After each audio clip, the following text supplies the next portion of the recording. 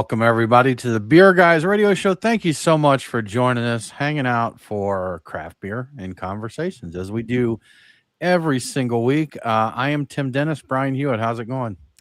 It's going. It's going. It's one of those days where I couldn't get a single thing done because everything got interrupted by something else. You have days like that? Of Just course. Of just course. Yeah. constant throughout the entire day. Yeah. Why is it you get less done and you feel more worn out and frustrated at the end of that than any other day? I don't get it. It's the reward system in our brain. When you complete a task, it's a little reward tick in your brain there. And so if you've got stuff to do and stuff keeps you from doing it, you can stay busy and work your tail off all day. But if you didn't check any of those boxes, you feel unaccomplished, Brian. I feel completely unrewarded, and so I'm going to make up for that Unrewarded with beer. with beer. I was going to Yes, say that's an easy way. You're like, all right, brain. If you're not going to take care of the reward, then I'll just have to do it myself. let me do that for you. Absolutely, absolutely, y'all. If you are watching us on the live stream, joining us on the live stream, we'd love to hear from you. What you're drinking, any thoughts or comments that you have there. We may be a little slower to respond to comments this week. Nate is out this week, so it's just Brian and I. So, but again, we definitely always love to hear from you and what is going on in your life. You know what, therapy if you want to, do Beer that. Just therapy. do it. Just do whatever you got to do there. But Brian, getting into the beer talk, what are your beers of the week?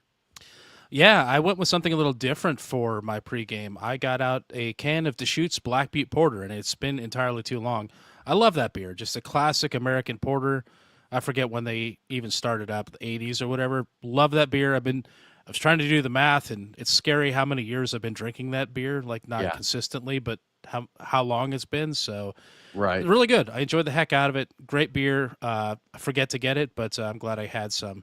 Right now, I'm working on Mast Landing and Zool Beer Company. They did a collaboration called Fake Problems, and it's a New England IPA with Nectaron, Citra Cryo, and Citra Extract. And I was trying to figure out what's this about, Fake Problems, because I have a few. I'm sure there's just not really We all do. problems, but We all they do. they irritate me. Like my day today was a fake problem because I'm fully Yeah. employed and roof over my head and all that, and well fed and well drunk. But basically the tagline in the write up on tap said, "Too much delicious juicy goodness." Now that's a fake problem, which seems disappointing, honestly. But yeah, okay. But There you go. Fake so problems. yeah, drinking a fake problem. It's good. It's good. And a little bit later with the Patreon folks, the after party, I'm going to get into Sweetwater's new Ice Cold Fatty, which is in there just as a strong lager. It's an 8% lager. I have had one of these before, and it tastes strong. Sometimes sometimes a beer will hide the strength. Now, this one tastes like it's 8% or more. So yeah, Okay. Big old lager there, huh? just a big old lager. Yeah, yeah. I saw a video, one of those short videos that people do for comedic effect, and it said something about explaining malt liquor to a medieval peasant, and they're like, "Well, it's a really really strong beer," and they're like, "Oh, okay, it must be really expensive." Then he's like, "Well, actually, it's extremely cheap." He's like, "Oh, okay." He's like, "Oh, I'm sure it comes in really small containers, then, right?" They're like, "Well." Actually, it's in a container 3 times as big as a normal beer. He's like, "Oh, okay." He's like, "Well, I imagine they serve this at every pub and tavern in the land." He's like, "Literally no bars carry it. You have to go to a gas station to get it." He's This like, "What's a sounds gas station?" Yeah. This sounds like the walk hard version of beer. Yeah, Didn't they have the that's what whole I was thinking. line with weed, and that's they're Weed. You doing that don't want instead none with of this. You don't want none of this, Dewey. It it's sounds not expensive. addictive. It's the cheapest drug around. So, yeah, that's exactly what I thought of when I saw that. So, good stuff, man. Good stuff. Brian, have you tried any new Boilermakers in the last week? I did. Actually, I did. And I thought about including it, but I didn't just because it's seasonally not in the right. I found some old nice Schoof bottles that I forgot I had. I was Okay. like, Yeah. sweet. I'm like, you know what? Let me do a little. Let me hit up AI, and I get it. I've got a recommended engine that that just comes up with ideas of things for me to try. And sometimes they're good, most of the times they're horrible. And this one recommended Nice Shoof and Amaro Averna, which I have because I went through a whole Amaro phase, and I still enjoy a good Amaro. And those things together are amazing. And so the herbal qualities play off of like the very spice notes in the Nice Shoof, and together they're unbelievably good. Like this is really surprising how good this is. So I'm calling that the Naughty Shoof, and I'm holding on to a bottle, and I'm planning on trotting that out in July for Christmas in July. So the Naughty Shoof is my recommendation. So if you have any Nice Shoof left over, go get you some Amaro Averna and try it. Sip them side by side.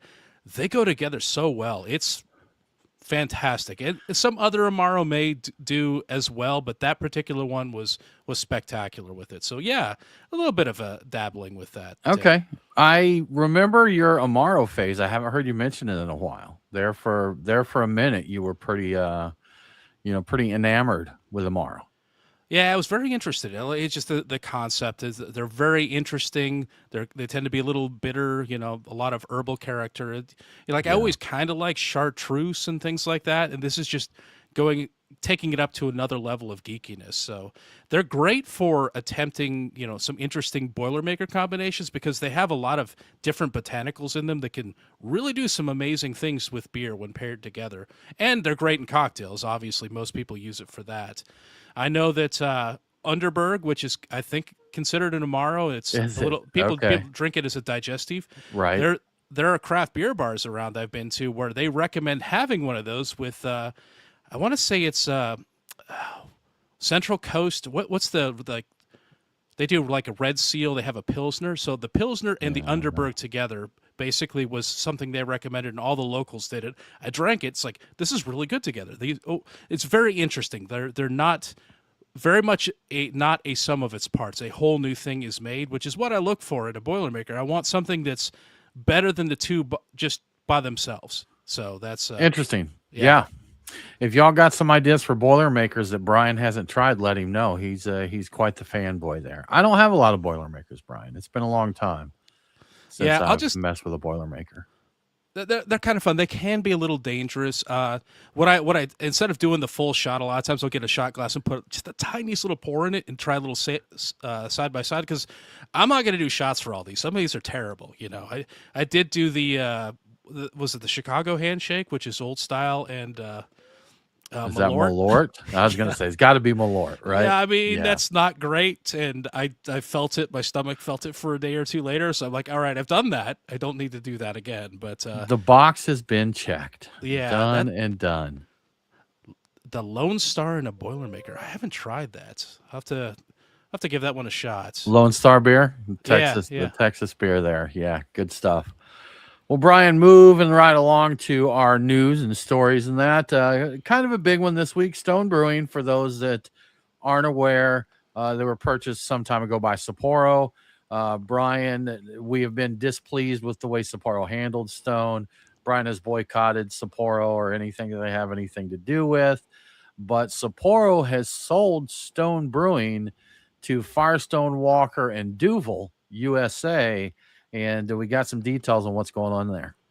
Yeah, so they've officially bought the brand from Sapporo USA, and the deal unites the two, California's two largest legacy craft breweries. Craft maybe in quotes here at this point in time, but interestingly, both of them were founded in 1996. So that's kind of a neat little factoid there. The leadership at Firestone Walker and Duvel. I always want to say Duvel aren't looking to reinvent the wheel. They see Stone as a very strong IPA brand, and it will fit perfectly into the Firestone Walker portfolio.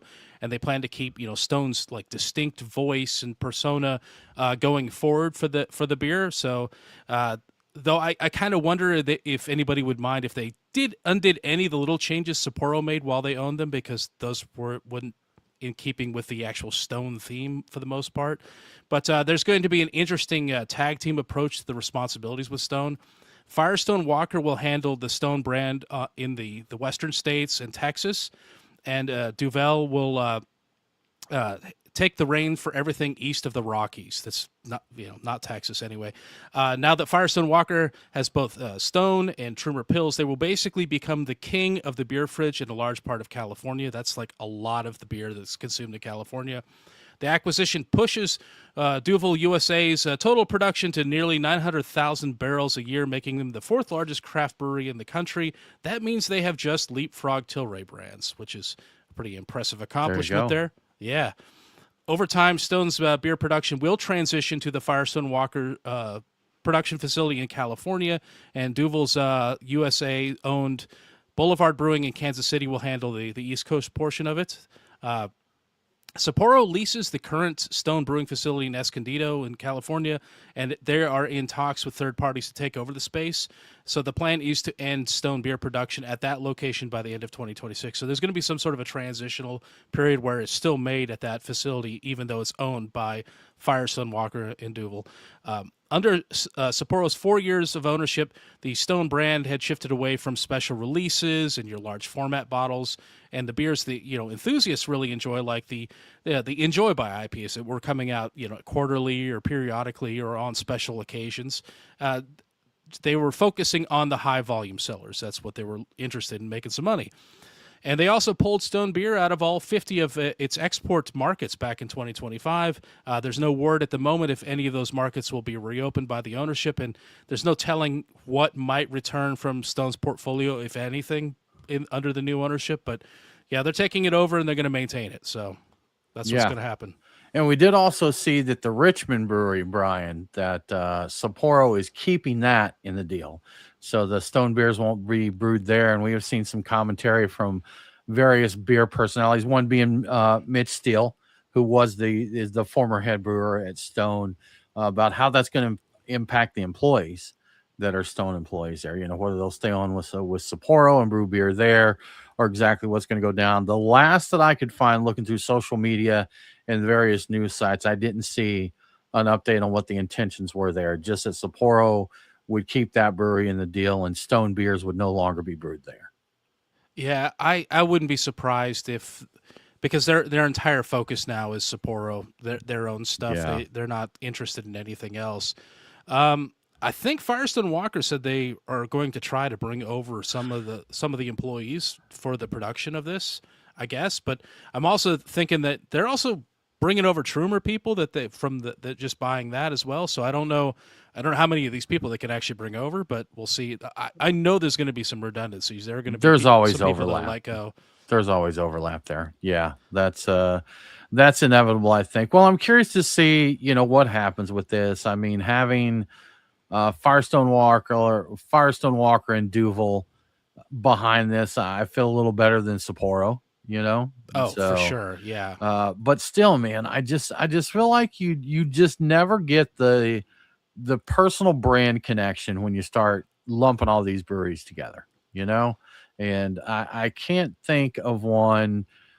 A lot of times, corporate mergers are good for the corporation, but not for the individuals that merged. And so it's something that I actually have no idea right now what the sales stats are for Wicked Weed.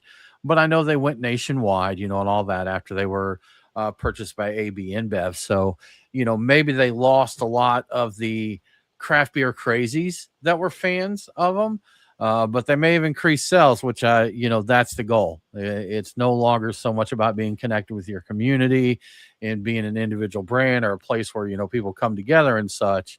It's just about making that balance sheet look good. I think their sales definitely went up, but it was only their IPA, and I forget what their IPA line is. That's a big seller under that portfolio. So that I know that sells well. I think all the stuff that they were really known for originally by all the people that loved them back before they sold out was the sour stuff.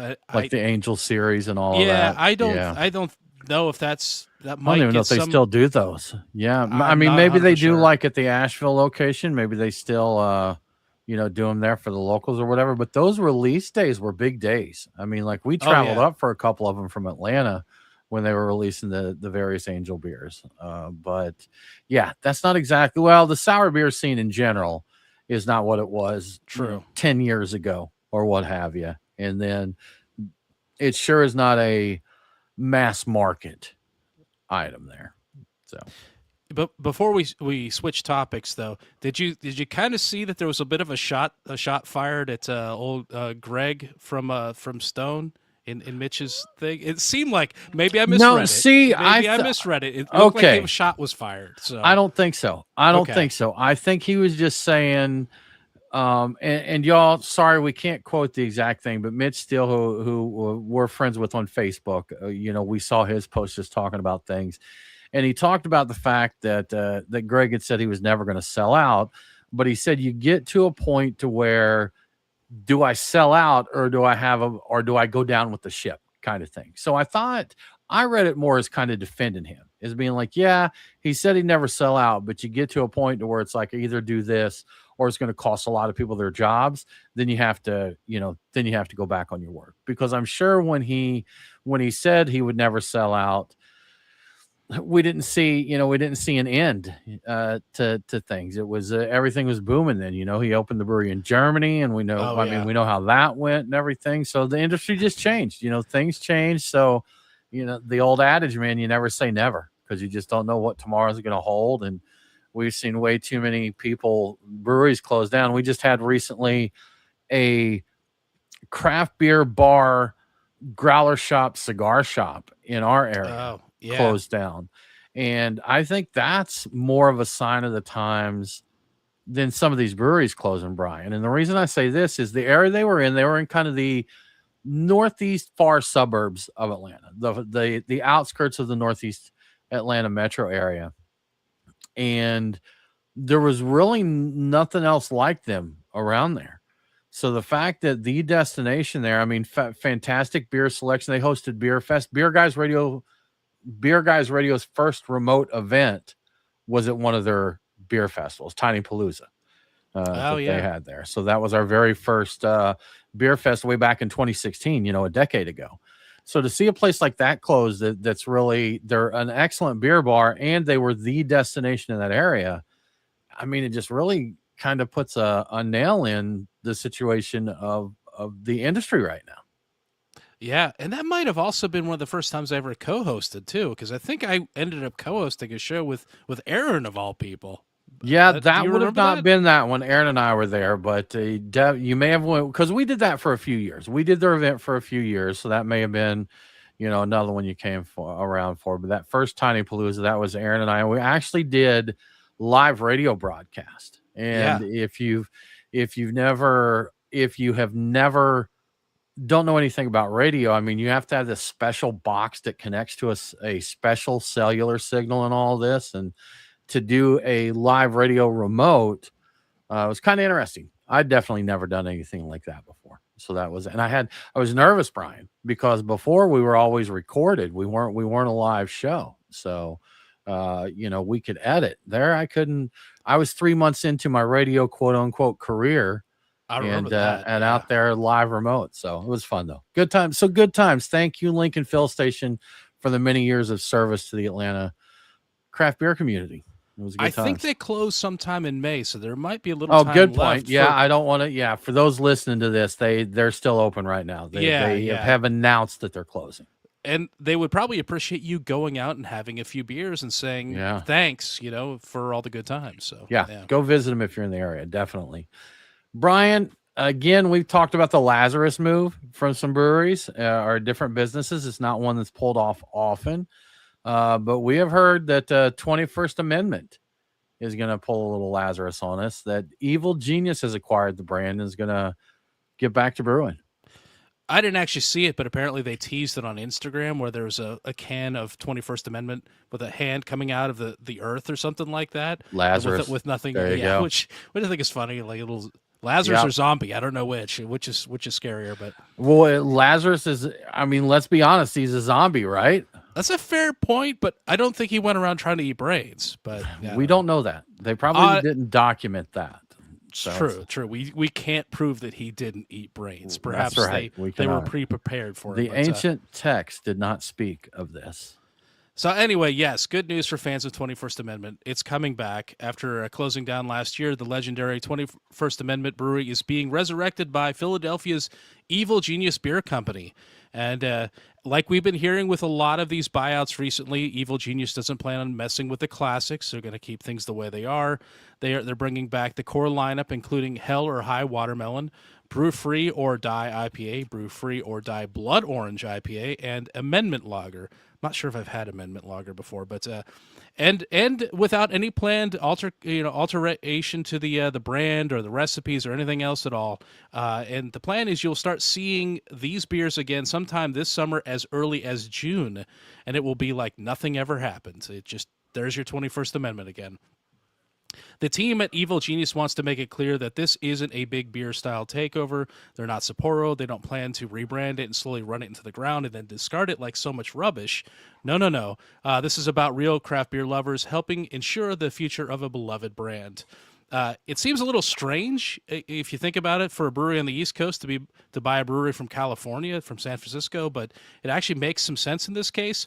Pennsylvania was 21st Amendment's second largest market after California, which surprises me. I don't know if you knew that, Tim. I did not. No. And the Evil Genius has a network in place that can get 21st Amendment beers back in coolers coast to coast by this summer. I should point out that the sale of 21st Amendment only includes the intellectual property and the beer recipes.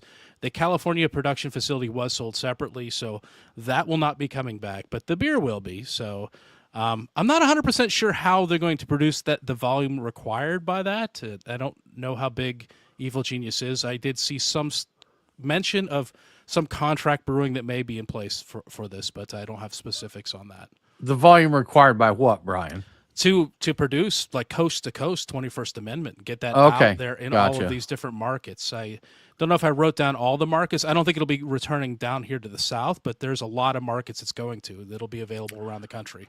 Well, I didn't know, and Brian, I don't know what it costs to buy a brewery's, recipes and IP there. It may not be ridiculously expensive, but I was surprised. Evil Genius. I mean, I've heard of Evil Genius, of course, but I didn't realize they, were large enough to do something like that. And like you said, bring a beer back coast to coast. So we'll see. I wonder if we will see 8-ounce lower de booms again, Brian. Oh, that would be great, right? That was What was the yeah. What was the Christmas one? Fireside Chat? Was Think that so. That was theirs too? Yeah, Lower to Boom, Fireside Chat. It'd be great. I'd love to see those. They can come back. They own those, so there's nothing saying they couldn't. And what were they? 8-ounce skinny cans? Is that what it was? The little shorty cans, yeah. Yeah, Little those are cool. thin short cans, right? Yeah. It would be cool to see those come back. That would be fun, Brian. But you know what? We're talking about all this stuff. Like we've talked about Anchor coming back and Dreaming of Christmas Ale returning and all that. There's a lot of talk out there. I want to see some action on this stuff happening for sure. Yeah, it's a little less conversation, a little more action. That's right. A little less talk and a lot more action, as the song says, Brian. That's right. That's right. Well, man, moving along here. Gas prices. I think I paid, if I remember the last time I went to the pump and filled up, I think it was $132 a gallon was what I remember seeing there. So is that what? Yeah, at least, Brian. So quite expensive, which was not good for my pocket there, filling up the truck. But they're saying higher beer prices may actually be good for beer. How in the world is that working out? Yeah, surely this can't be true. And speaking of the gas prices, to save my own sanity and angst and all that, I don't look at that. I said the price is the price. I need this gas. But anyway, yeah, that's just how I get by with this stuff. So yes, most people think that when gas prices go up, beer sales must go down because we're all broke. We're spending all this money. That kind of makes sense, right? But the data seems to indicate the opposite. Higher gas prices are actually positively correlated with more beer consumption. Or so says the National Beer Wholesalers Association's chief economist. The logic goes a little something like this. When the cost of living, like gas and essentials, spike, the first thing we cut is expensive trips to bars and restaurants, that kind of thing, which sounds like it's really bad for beer sales. But hold on, consumers end up taking that money to the grocery store where they buy more beer than they would have bought in the bar because it's less expensive to buy the beer there. For example, they probably get a 6-pack instead of a few pints. That's bad for the bar, but that's actually good for the brewery. despite all the talk about the tough economy, the first quarter of 2026 saw retailers spend $15.3 billion on beer, and that's actually up about $100 million compared to the same time last year. And speaking of bars and restaurants, the draft beer is actually stealing the spotlight back from cans and bottles. I guess cans and bottles were doing really well in bars and restaurants before now. So keg sales alone jumped up by $129 million in the first quarter. So you may still see empty tap handles, though, because bars are getting smarter about what they put on.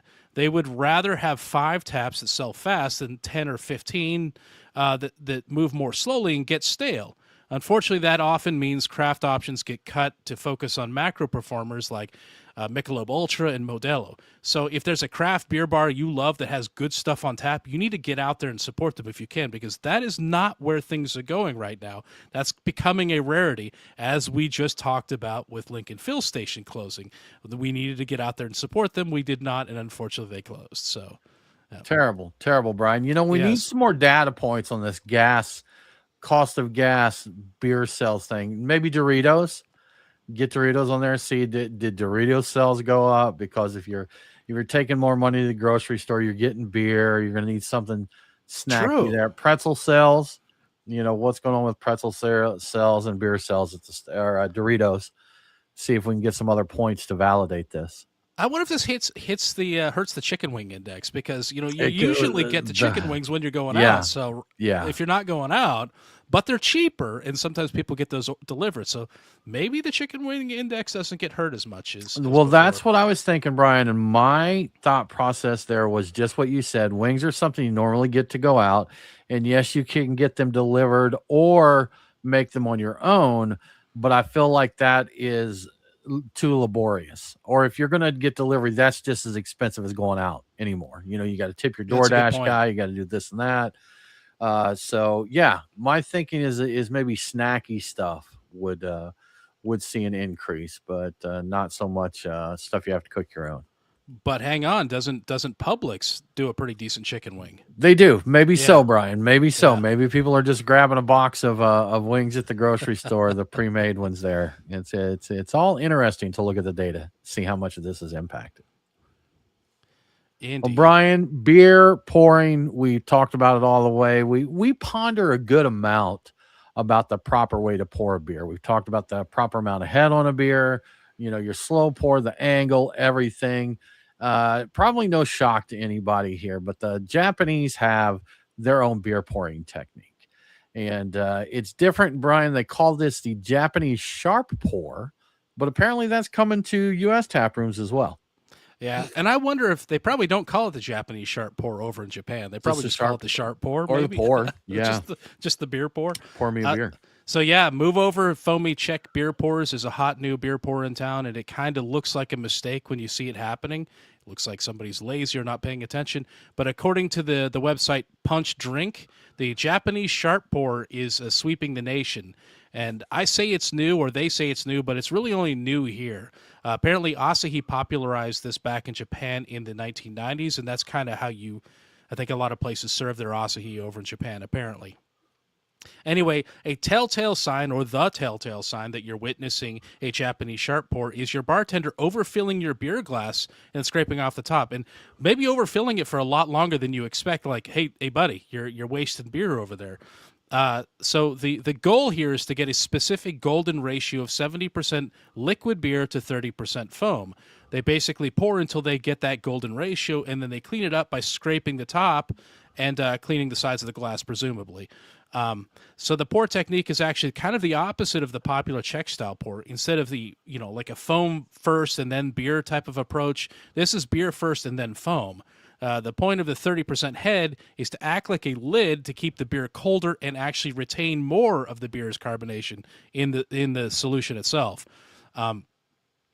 Czech style pours are generally, more about releasing more of the carbonation. So you effervescent, you smell it, and there's less focus on the beer being cold. In fact, a lot of times they're a little on the warmer side, comparatively speaking. Speaking of keeping the beer cold, apparently some bars even keep the glassware in trays filled with ice water to prevent the beer from foaming up too early, and also to just keep the drink in the glassware cold, which kind of reminds you a little bit of the frozen pint days of yesteryear, where the sign that you were in no great places, they pulled the shaker pint out of the freezer. Anyway, this kind of feels like the beer foam pendulum is swinging back from the really frothy heads back to more of I don't know, something that's kind of a throwback to me a little bit, but it's not quite the same thing. What do you think of this, Tim? I'm indifferent to it, Brian, to be quite honest with you. I've seen there are some pretty interesting videos on YouTube about, Japanese beer culture. They take it very serious there, just like some of us do. And I've seen the bartenders and, fill their beers, put them down, take the little flat knife and scrape the tops of them and that. So I don't know. I have yet to see a bar that's doing them that way in my goings around. So maybe they're at the bars that I'm not at. That's quite possible. But, as far as taking over American bars, I'm not sure about that.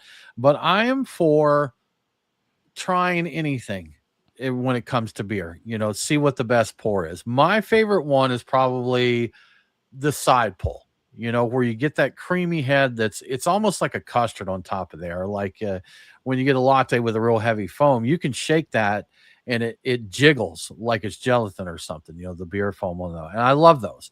A thick, hard head that stays the whole time you're drinking the pint. That's good, man. I like the way that performs. But I'd try this Japanese sharp pour, or just sharp pour, as it were, Brian.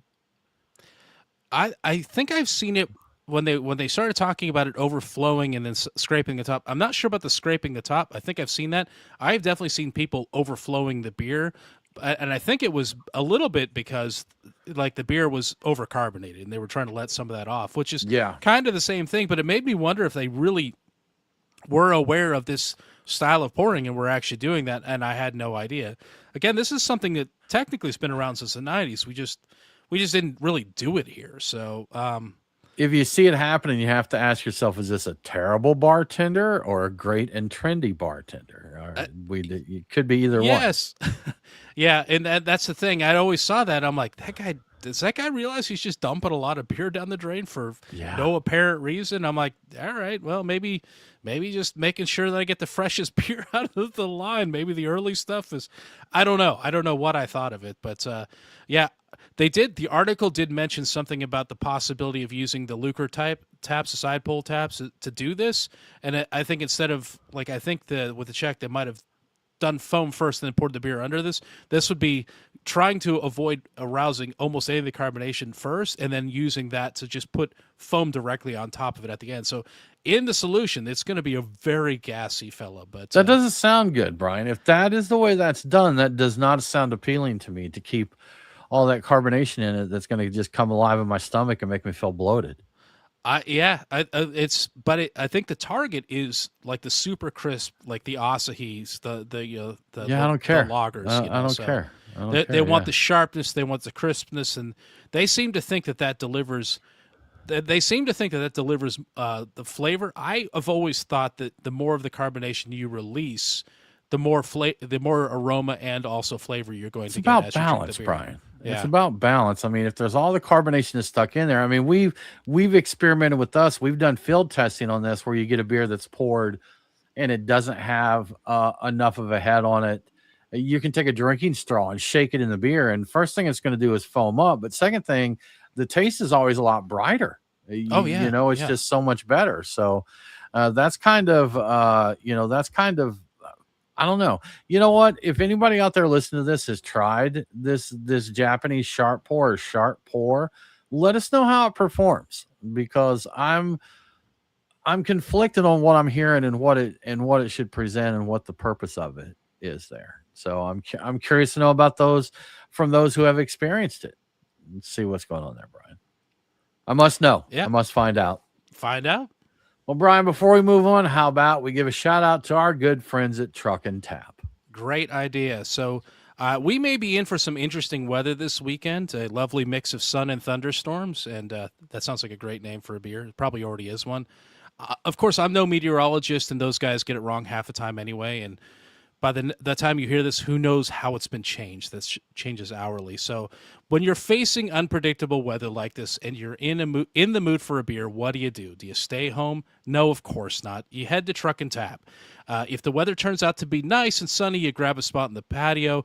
If it's all nasty and stormy, you grab a spot inside, maybe at the bar even, and pick the beer that best suits your feelings about whatever the weather is. Are you looking for some ideas? Of course you are. So let's get into my Truck and Tap beer picks for the week.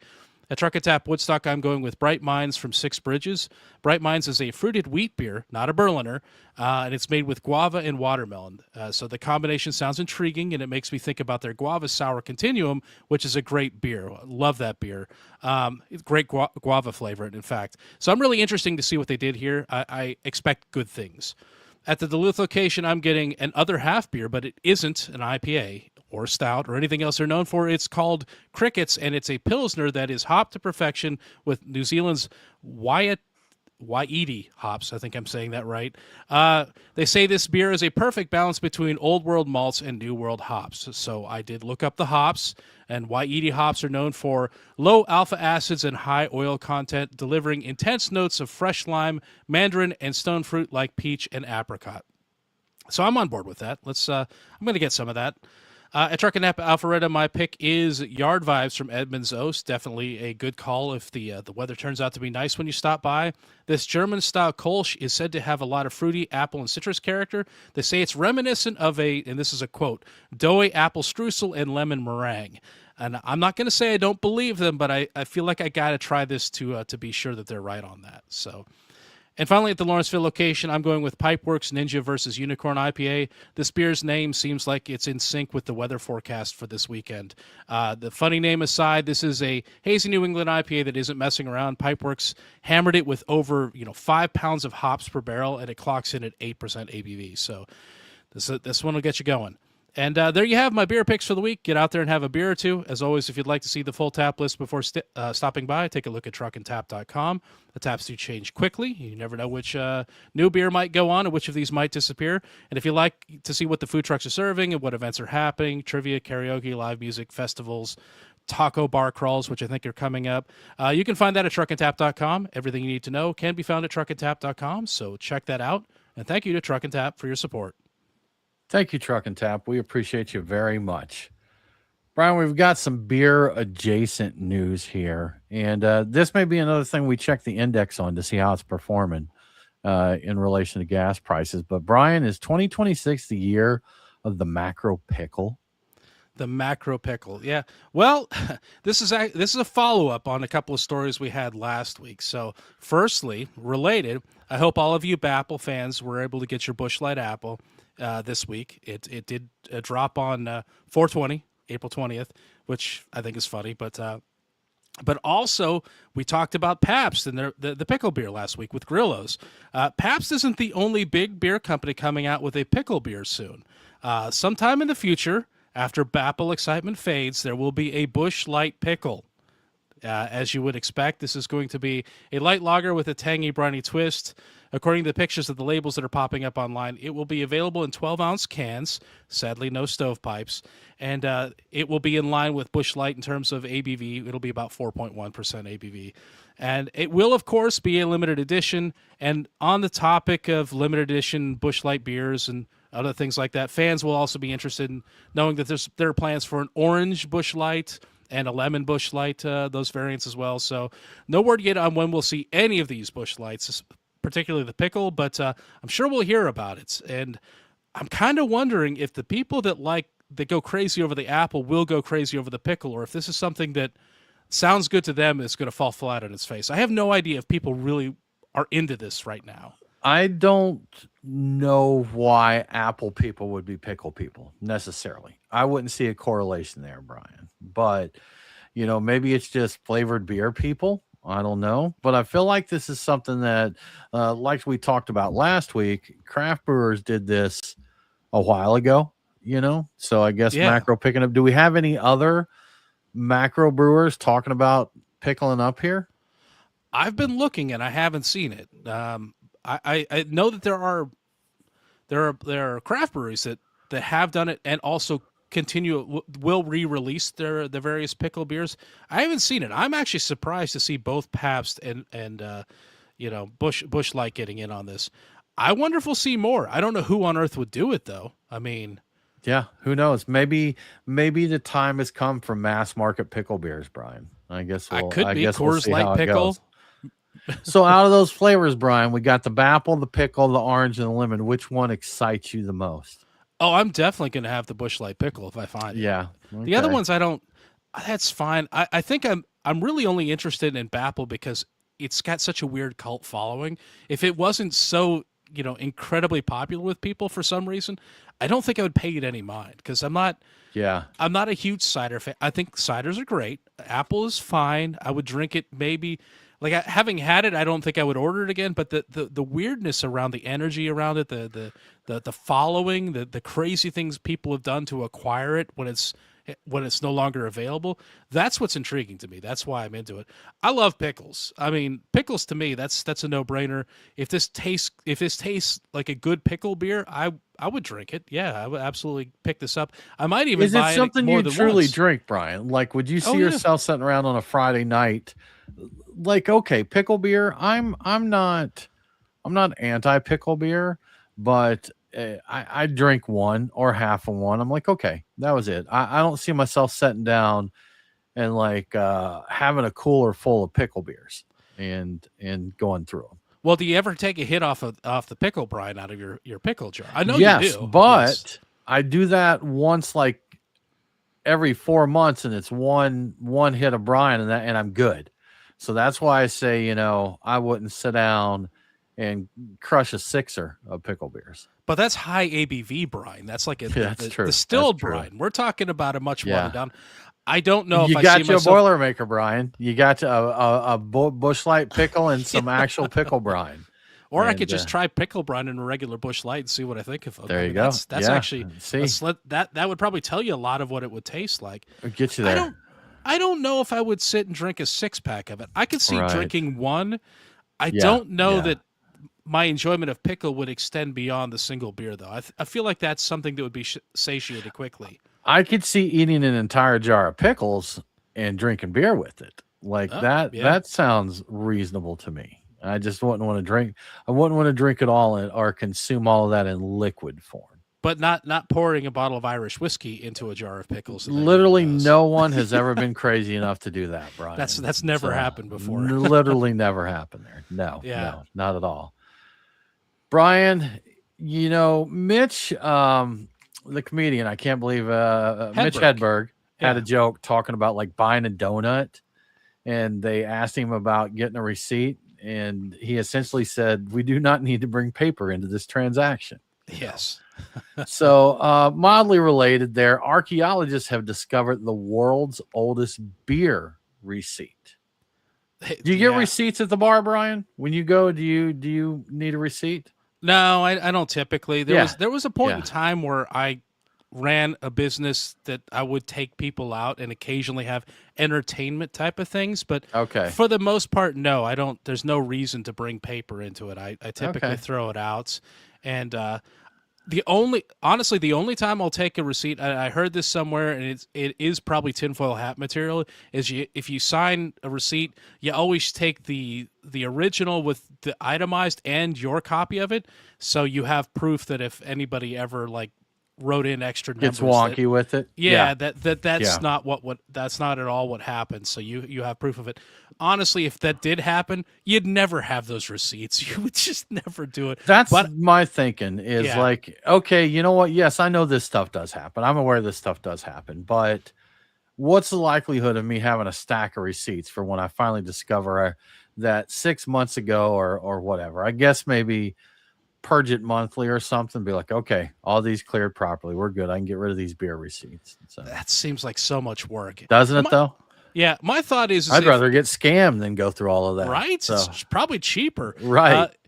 My thought is by taking that, I mean, it's not really a thought, it's kind of a hunch. If I take both of those, it makes me look like the person that might be uptight enough to check on that, and that makes it less likely to happen to me. They're Prevention. like, Okay. yeah, this guy's a little uptight. He might actually catch this. I'm like, I won't, but if I make you think I might, then you won't do it, and then you can go victimize somebody else, and I get off scot free. So There you go, that's Brian. my thinking. It's a little bit of lazy prevention here. That's what Big brain moves. Yeah, yeah, absolutely. But anyway, oh yeah, beer receipts, right? Beer Yeah. receipts. Yes. Go right ahead, Yes. sir. Yeah, so Danish researchers have discovered the world's oldest beer tab inscribed on a 4,000-year-old clay tablet. So the tablet itself is not technically the new discovery. That was already part of a collection at the National Museum of Denmark. The discovery was figuring out what was actually on that that tablet, and there was I think there's some witchcraft spells or something like that. There's some other occult-ish type of stuff on there, but involved in that was a beer receipt. So researchers deciphered the tablet. They found it contained a record of beer that was purchased in the ancient city of Umma, which is in southern Iraq. The receipt indicates that 16 liters of high-quality beer and 55 liters of ordinary beer were purchased from a man named Ayali. So we've got the name of the guy who sold the beer. The beer was apparently intended to be split amongst a coalition of workers, so this may have been the ancient equivalent of an office party, but in reality, the beer those days was probably an important source of nutrition and would have been an integral part of how these people lived and how they sustained themselves. So it may have just simply been a form of payment for their work. These ancient beers would have been considerably different than what we think of as beer today. It was likely made with fermented bread, honey, or dates, or some combination of these ingredients. It would not have included hops. It might have been pretty hazy, though. It wouldn't have been particularly delicious. It was described as milky, thick like porridge, and tasting like sour, tangy, wet clay. Delightful. Wow. Yeah. Can't wait. Yeah, so delicious. And you probably would have sipped it through some kind of a straw, probably to not wind up with all that stuff in your teeth. But the ABV would have been anywhere from a mild 3.5% on up to a possible maximum of 6.5%. So they might have actually been getting a little lit off of some of this. It's not really known, but there you have it, 4,000-year-old beer receipt, and we even know the name of the guy who sold it or the store that they bought it from. So yeah, good stuff. So Brian, we've got a question here from our stream from PFC Ardo Melnikov. Hope I said that correctly. But Brian, what Boilermaker would you make with this ancient beer? Milky, thick like porridge, tasting like sour, tangy, wet clay. That sounds like it's asking for Malort. Yeah, you know what? Actually, they would be complimentary. It's like the one smells like burning hair and trash. So and what if you went for contrasting, Brian? I was thinking you might want the proof, like if you something high proof. So I'm thinking a Rittenhouse Rye is one of the first things I like to try with these because that's a regularly available spirit, high proof. I like rye. It's got a little bit of sweetness to it, so maybe that would help. Also thinking, I don't know. I thought about bourbon as a possible thing. Okay. Possibly rum. I don't know. Yeah, honey, dates, bread, sour. So those flavors there. You know what? Okay, I actually have an honest one. We were talking about it, Brian. I think last week you and I. It goes well with a cigar, the honey liqueur. Oh, Drambuie. Drambuie. Yeah, Drambuie. That's not a bad idea. With that. Yeah. There's Drambuie. There's what's the orange one that I had that with an IPA, like Cointreau or something along those lines. Yeah, and I always not triple sec Cointreau, Grand Marnier. Yeah. Honestly, maybe the citrusiness would have helped with this, so maybe I'd go Grand Marnier. Just pour a bunch of that in there. Maybe if you mix enough into it, it'll be great. It'll be just a milky bowl of Grand Marnier. That sounds like a good idea. Or thickened Malort, Brian. Remember thick Malort there? Thick Malort. Thick. Yeah, that could be great stuff. Crazy stuff. We all thank you so much for hanging out with us. That about wraps up our show for this week. As always, if you enjoy what we're doing, we would very much appreciate if you would follow us on the socials. Brian's pretty active on Twitter. I think that's our most active social account there, and we are on Facebook as well. Tell a friend to listen to the show. Tell a friend to subscribe. Force them to subscribe. Threaten them that if they don't subscribe, you won't be friends with them anymore. We support all of these behaviors there. And if you really dig us, we'd love it if you go to patreon.com/beer guys. I think $5 is where our support starts there, Brian. We'll get you some cool stuff. We'll get you into our Discord server. We'll send you out some cool swag. Speaking of the Discord server, at the end of the show, we will give you a link. If you're one of our Patreon supporters, you can join us for the after party, and we would love to have you here. But Brian, with all of that said, we hope that you all have a really good week, and don't forget to drink local. Cheers.